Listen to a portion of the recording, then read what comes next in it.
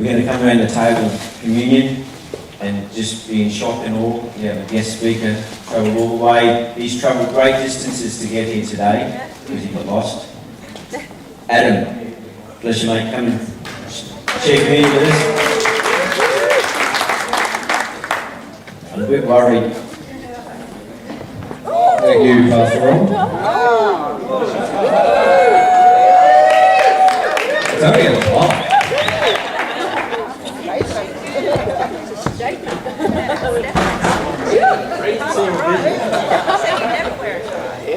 Hello, my name's Adam. Hey, Adam. No, it can't be. I'm a Mormon. I'm not really, if you're new to the church or just visiting, I'm not really a Mormon, but my name is Adam. And this morning when I left home, I almost went door knocking. But I couldn't. Anyway, just doing something like this, it's just about respect. It's just about just going a little bit further, stretching out a little bit further for God, just doing something else, just, you know, to be asked to do communion, I think is an honour. Yes. And I recommend it to everybody because public speaking is really cool. But, yeah, so it's just about respect, and I'm just going to take you through the last day of the life of Jesus, which I think is appropriate for next week as we celebrate Easter. It's probably the most important time in the Christian calendar. But Jesus Christ, he died on a cross. And what I find about this is we just say this so quickly.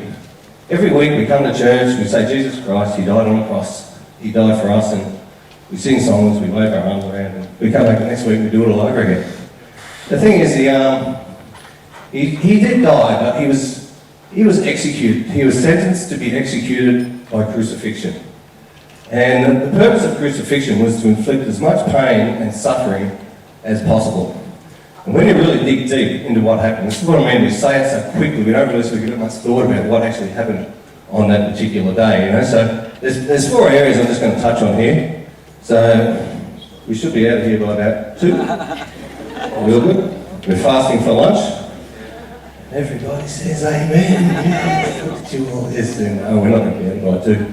The 4 areas is just understand, appreciate, remember him and respect him. Okay, now a couple of things that just sort of strike me about Jesus, that when you think about it today, like if he was a liar, if he was making all this up, if he just sort of went along for the ride and thought, hey, I'll just make all this up and lied all about it, he followed it through all the way to the end. Wouldn't you think that in those last moments that maybe you might just back off, that hey, these guys are really going to crucify me, they're really going to do the job here? Wouldn't you think you'd sort of like, sorry everybody, you know, I inconvenienced you, you know, joke's over, you know. He doesn't, he takes it all the way to the end. And even if he was a crazy guy, just full on, just he was crazy enough to get crucified, he still had the 12 disciples that came along afterwards, and they followed him afterwards, you know. So, Isaiah 53, it talks a lot about Jesus and how the coming of Jesus and what actually happens to him.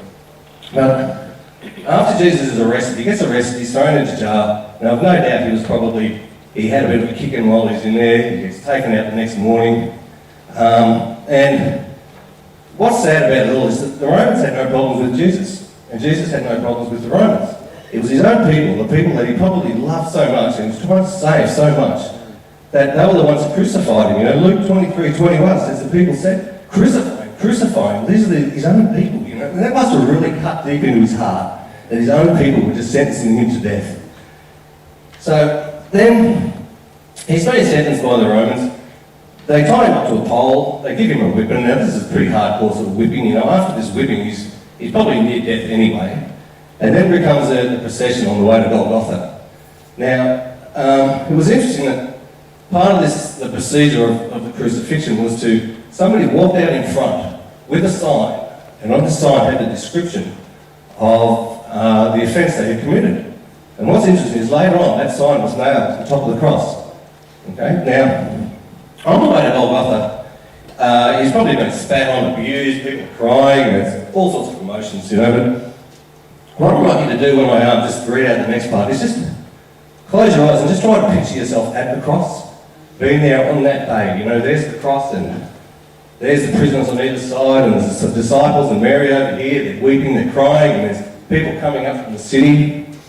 But the first part here is Jesus is thrown down onto the cross. Now the guard, he drives a heavy square wrought iron nail through the wrist and deep into the wood.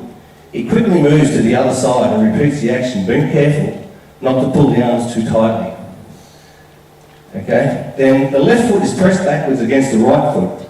With both feet extended, toes down, a nail is driven through the arch of each, leaving the knees moderately flexed. Jesus is now crucified. The cross is then lifted into place. Okay? As he all slowly slags down with more weight on the nails, his wrist, excruciating fiery pain shoots along the fingers and up the arms to explode in the brain. The nails in the wrist are putting pressure on the torment. He places his full weight on the nail through his feet. Again, there is a searing agony of the tearing through the nerves between the bones of the feet. Hanging by his arms, the pectoral muscles are paralysed and are unable to act. Air can be drawn into the lungs but cannot be exhaled. Jesus fights to raise himself in order to get even with one short breath. Finally, carbon dioxide builds up in the lungs and in the bloodstream, and cramps partially subside. Spasmodically, he is able to push himself upward to exhale and bring in the life-giving oxygen. He can feel the chill of death creeping through his tissues. This realisation brings out his last words, possibly little more than a tortured whisper. It is finished. With one last surge of strength, he once again presses his torn feet against the nails and straightens his legs, takes a deeper breath. His seventh and last cry in a loud voice, Father, into thy hands I commit my spirit. This has probably got to be the most significant moment in the history of the human race. It doesn't get any bigger than this. What can be bigger than the Son of God dying this way? It wasn't, he died on the cross. This is how he died. Wow, man, that's just, it's pretty full on. Okay, so what I want you to do, now that you understand a little bit more about how he actually died and what he actually had to do, just try to remember that and respect him and appreciate what he actually did for us. So just as a sign of respect, if you'd just like to stand and just take your emblems and just bow your head and just remember him for that moment.